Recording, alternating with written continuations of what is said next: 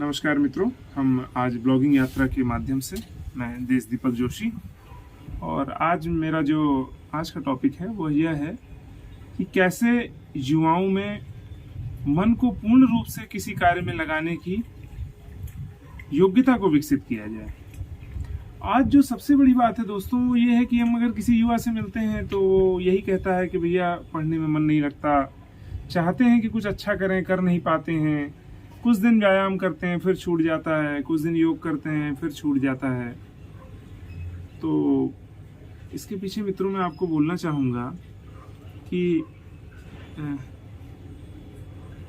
महाभारत में धृतराष्ट्र की एक लाइन आती है जिसमें धृतराष्ट्र कहता है कि जानापि धर्मम नचमे प्रवृत्ति, जानता हूं धर्म पर करूंगा नहीं। जानापि अधर्मम नचमे निवृत्ति, जानता हूं अधर्म क्या है पर छोड़ूंगा नहीं। यही कहीं न कहीं आज के मनुष्य की स्थिति है मित्रों, कि वह जानता तो है करना क्या है पर कर नहीं पाता है, और जानता है कि क्या नहीं करना है फिर भी उसको करता जाता है। और इसके कारण क्या होता है कि वह जिस काम को करने के लिए यहाँ पर आया है, जिस काम को करना चाहता है अपने जीवन में, जिसका उसके घर वालों के द्वारा उसको आदेश दिया गया है करने का, वह कार्य वो नहीं कर पाता है, और फिर जीवन परेशान होने के साथ साथ धीरे धीरे नशा इत्यादि इन प्रवृत्ति में जाने लगता है। तो आज हम बच्चों के साथ कुछ स्टेप्स आपके साथ हम आज शेयर करेंगे कि कैसे हम अपने जीवन को अच्छा बना सकते हैं, कैसे अपने आत्मबल को बढ़ा सकते हैं, कैसे अपने संयम को बढ़ा सकते हैं। दोस्तों, हम पहली बात अगर आपसे ये कहेंगे कि अगर आप अपने जीवन को अच्छा बनाना चाहते हैं तो पहला काम आप ये करिए कि आप अपने खाने को सही करिए।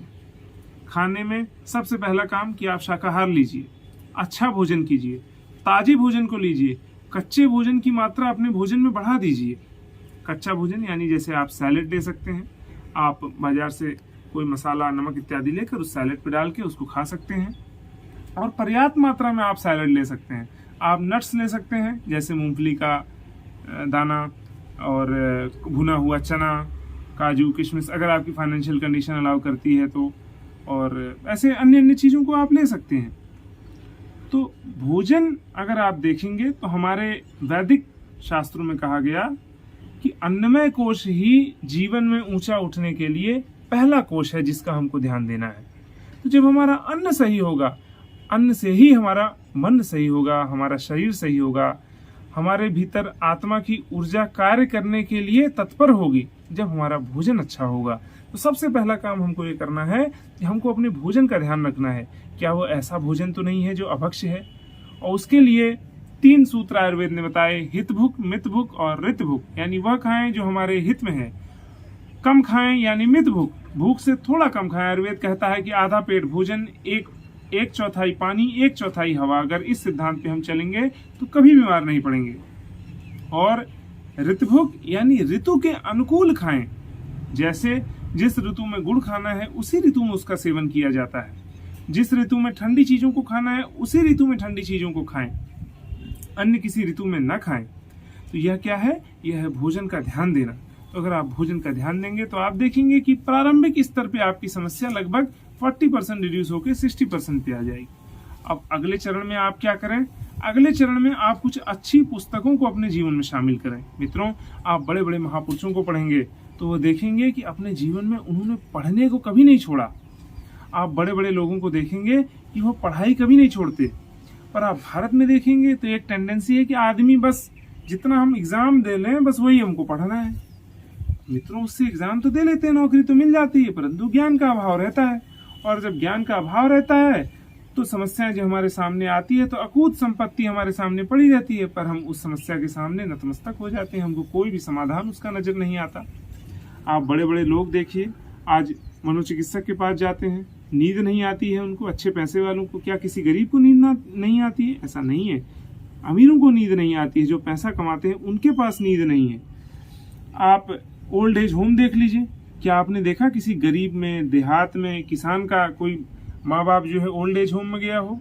कभी मित्रों आपने ऐसा नहीं देखा होगा। आपने हमेशा देखा होगा कि जो पैसे वाले लोग हैं उनके ही माँ बाप ओल्ड एज होम में जाते हैं। इसका क्या है कारण? इसका कारण है ज्ञान का अभाव। तो हम अपने जीवन में शरीर को सही भोजन करते हुए अगला कार्य यह करेंगे कि हम अपने जीवन में नित्य प्रति हम सत् साहित्यों का पठन पाठन करते रहें।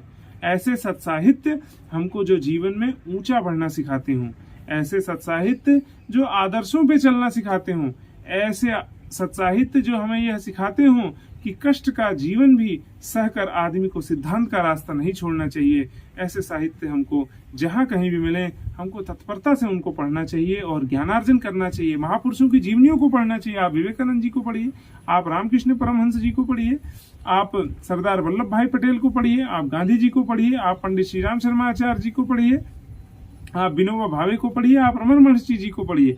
आप जितने महापुरुषों को पढ़ेंगे उतना महान सिद्धांतों से आप परिचित होंगे, जिन महान सिद्धांतों पर वे लोग चले हैं। और कहीं न कहीं आपकी आत्मा भी आपको प्रेरणा देगी कि उन महान सिद्धांतों पर चलने पर ही जीवन अमर होता है। आप अपने घर में जिसकी भी फोटो लगाते हैं वह व्यक्ति वही होता है जो सिद्धांतों पर चला होता है।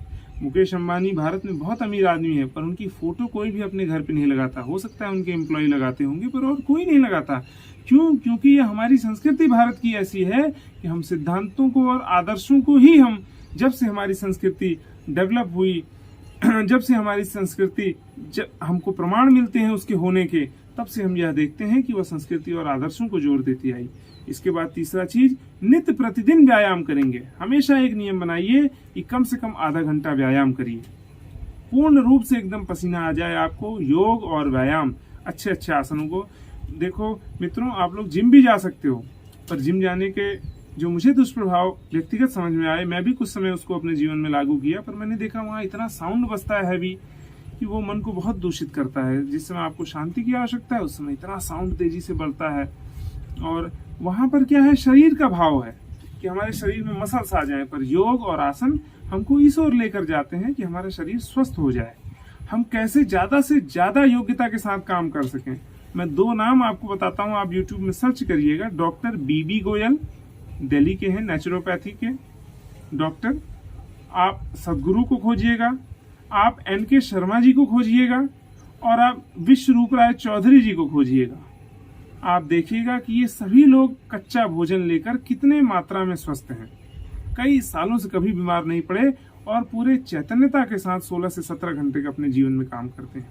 मित्रों, ये मेरा व्यक्तिगत अनुभव रहा है कि अगर आप कच्चे भोजन का सेवन अधिक करेंगे, नट्स का सेवन अधिक करेंगे, तो आप ज्यादा बलशाली रहेंगे, आप ज्यादा एक्टिव रहेंगे, आपके भीतर आलस्य प्रमाद नहीं रहेगा, आपकी नींद जल्दी पूरी हो जाएगी।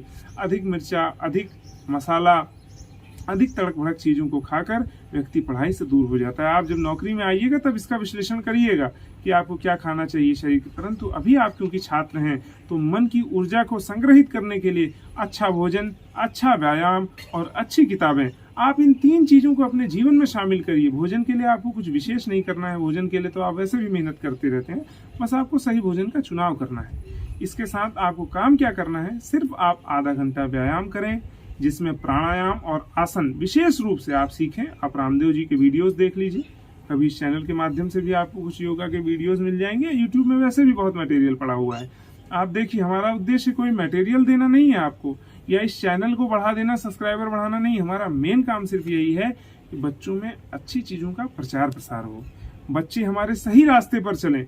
विवेकानंद जी ने कहा, उत्तिष्ठ प्राप्य जाग्र वरान्य बोधयत। जब तक आपको उद्देश्य की प्राप्ति न हो जाए, लक्ष्य की प्राप्ति नहीं हो जाए, तब तक उठो, जागो और निरंतर चलते रहो। पंडित श्री राम शर्मा आचार्य जी ने क्या कहा कि लक्ष्य की प्राप्ति क्या है, मनुष्य में देवत्व का अवतरण, धरती पर स्वर्ग का अवतरण। अगर मनुष्य के भीतर का देवता जाग जाए तो धरती पर स्वर्ग आने में देर नहीं लगेगी। मित्रों, हम ये 3 चीजें आपसे कहेंगे कि अच्छा भोजन, अच्छा व्यायाम, आसन, प्राणायाम, व्यायाम, आसन, प्राणायाम, इन 3 चीजों को मिलाकर संपूर्ण स्वास्थ्य की प्रक्रिया बनती है। और इसके साथ सम्यक किताबों का अध्ययन, अच्छा भोजन, व्यायाम और अच्छी किताबों का अध्ययन, ये 3 चीजें अपने जीवन में लाएं। आप देखिए, आपको शांति का अनुभव होने लगेगा, आपका मन मजबूत हो जाएगा। आप जिस भी कार्य को अपने हाथ में लेंगे 100% उसके लिए पूरे प्राण तन से आप लग जाएंगे। जो मित्रों, हम आपसे आज विदा लेते हैं। धन्यवाद।